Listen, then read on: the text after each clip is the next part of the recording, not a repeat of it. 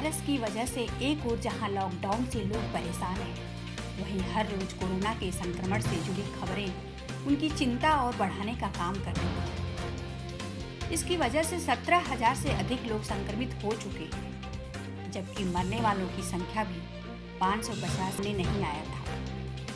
ऐसे में भले ही हर रोज कोरोना संक्रमण और मौत के आंकड़े बढ़ रहे हों, लेकिन इस बात से खुशी मिलना स्वाभाविक है कि अभी भी आधा देश पूरी तरह सुरक्षित है।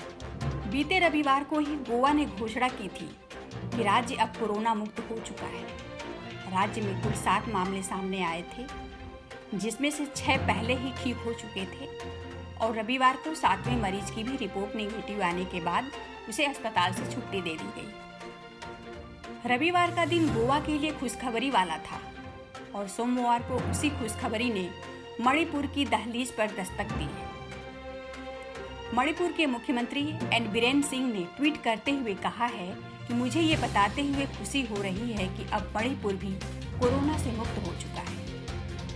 यहाँ कोई नया मामला सामने नहीं आया है। वहीं पहले के दोनों मरीज ठीक हो चुके हैं और उनकी रिपोर्ट नेगेटिव आई है।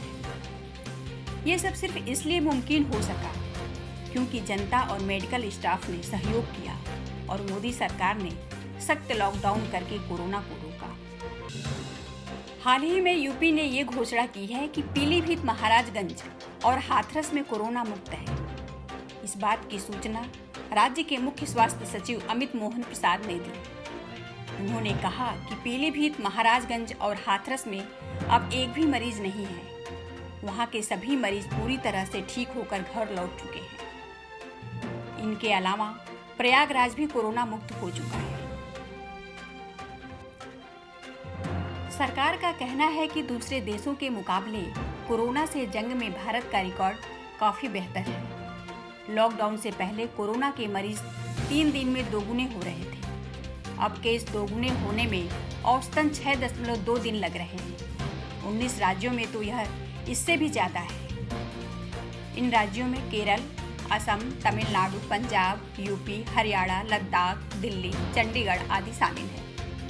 स्वास्थ्य मंत्रालय के ज्वाइंट सेक्रेटरी लव अग्रवाल ने कहा कि जो लोग कोरोना से जंग हार रहे हैं, उनमें से अधिकतर 63 साल से ज्यादा की उम्र के हैं और वे पहले से कई बीमारियों के शिकार हैं। देखा जाए तो भारत का कोरोना से जंग जीतने का प्रतिशत और देशों के मुकाबले में काफी बेहतर है। Indian Council of Medical Research के chief scientist doctor Raman Gangakhedkar का कहना है कि देश में कोरोना वायरस के 3 प्रकार नजर आ रहे हैं। इसकी वजह अलग अलग देशों से लोगों का भारत में आना है। तीनों ही किस्सों में हाल के दौर में कोई खास बड़ा बदलाव नजर नहीं आया है, इसलिए इसकी वैक्सीन या दवा बनाने में हमें कोई दिक्कत नहीं होगी।